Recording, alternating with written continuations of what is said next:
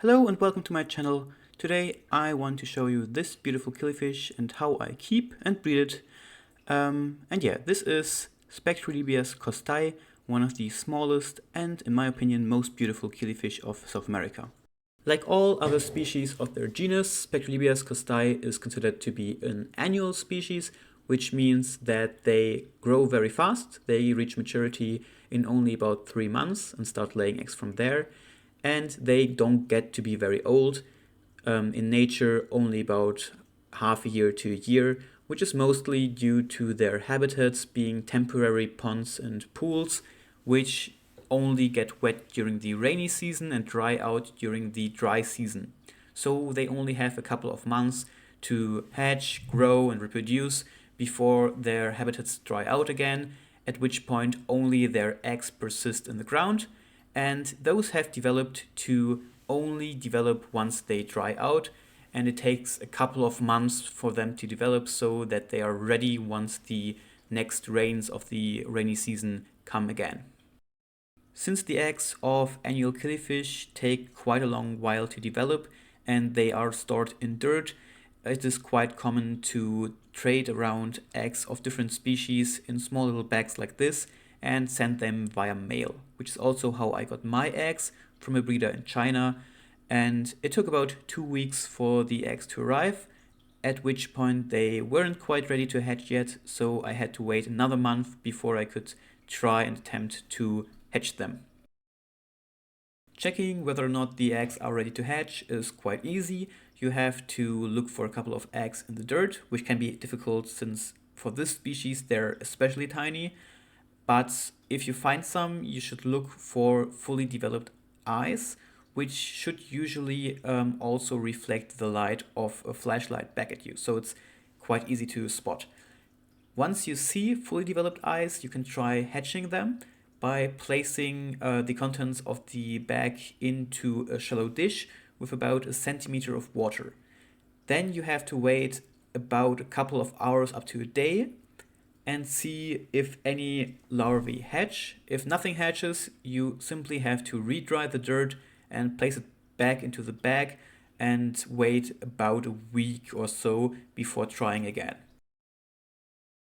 So here you can see the first larvae of Spectrolebias costai hatching. It took about 2 or 3 hours after I added the water, but it might take longer. That depends on the temperature and on the water that is used. But at this point they can't swim yet. They first have to fill their swim bladders with air, and if they can't do that, they will die. They will become bottom sliders and won't be able to feed properly and swim properly, and they will simply die. So that is the first thing that you have to try and mitigate. I use small crumbs of an oxygen tablet and add this to the water, and this for me improves the rate of bottom sliders since it increases the concentration of oxygen in the water, which seems to help, but you also should be careful not to overdo it since those tablets can be quite toxic in larger concentrations. So only small crumbs and only very little. The freshly hatched larvae are very small and they cannot eat Artemia from the very beginning, so their first food, at least in my case, are infusoria, which are very small microorganisms which I culture separately. And they eat those for about the first week, after which they can start eating Artemia, which will then greatly increase the speed at which they grow. After the larvae have all begun swimming, I transfer them into small containers, in my case 1 liter or 2 liter plastic containers, and start growing them there. They grow very fast, as all annual killifish do, and after only about a month or so they should have reached about a centimeter or more in length. At that point I transfer them into small aquariums, either 12 or 30 liters depending on what I have available right now, and start feeding them microphax worms, which are a very good live food that is quite easy to cultivate, at least for me, and which provides a lot of proteins and which most of my killies are fed. This is a young male after about 1.5 months. You can see that the fins are slowly starting to get some color. And yeah, for the smaller species, for some reason, it takes longer than the larger species to reach maturity, which I think is due to the smaller foods that they can eat, which then takes longer for them to build up the body mass. But yeah, at this point, you can start to tell apart the males, at least the dominant males, because it is quite difficult to tell apart the females since the non-dominant smaller males look quite similar.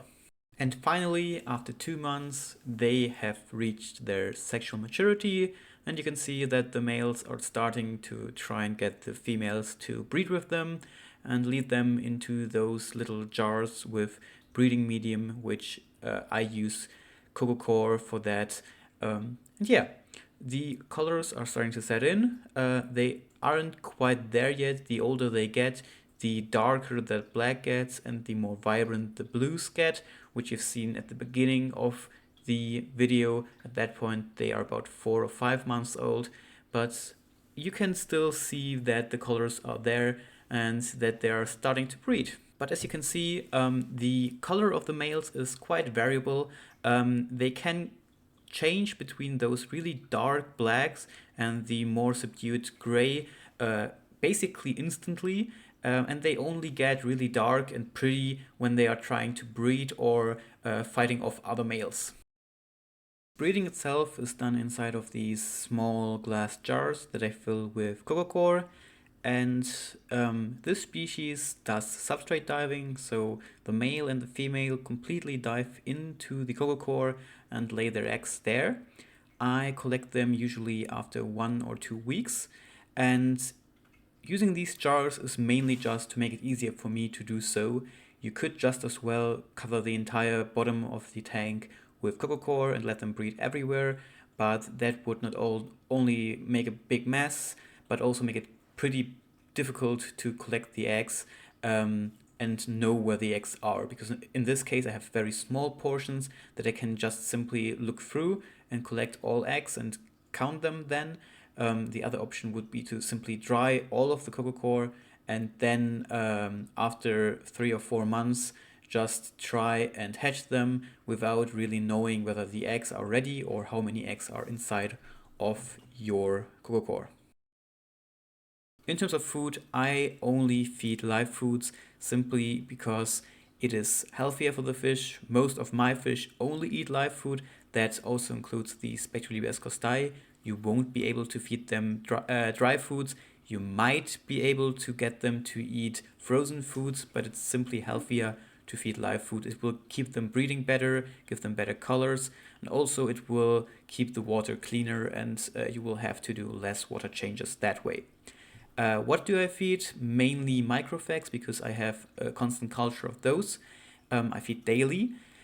Also, I feed Artemia, I feed Moina, which are small little crustaceans similar to Daphnia. Otherwise, I buy white mosquito larvae. You never should buy the red ones since they contain a lot of pathogens that can cause deaths in your aquariums. So yeah, microfags, Moina, Artemia is always good, and white mosquito larvae if you have access to those. Finally, regarding the eggs that you should hopefully collect, as you've seen before, they are very, very tiny. This is a very small species, as I said, one of the smallest killifish species of South America, and their eggs are very small. So trying to find them in the coco coir is very difficult, very hard. I still do it simply because I want to know how many I have, and because the eggs of this species are quite fragile and prone to, well, simply getting fungus and not being viable.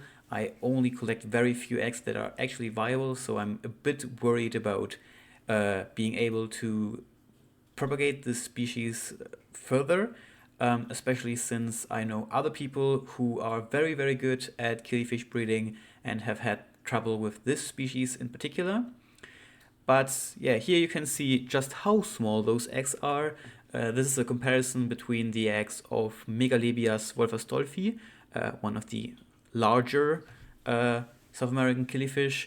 Those get to about 15 centimeters large, and next to that are the eggs of Spectrolebias costai, which you can see is quite a bit smaller than the other one.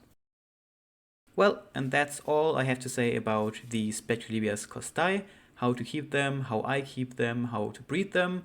I hope that you learned all you wanted to from this video. If there are any questions left, please don't hesitate to ask them in the comments. I will try to answer them.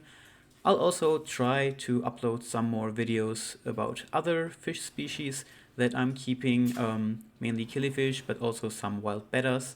And yeah, hope to see you soon.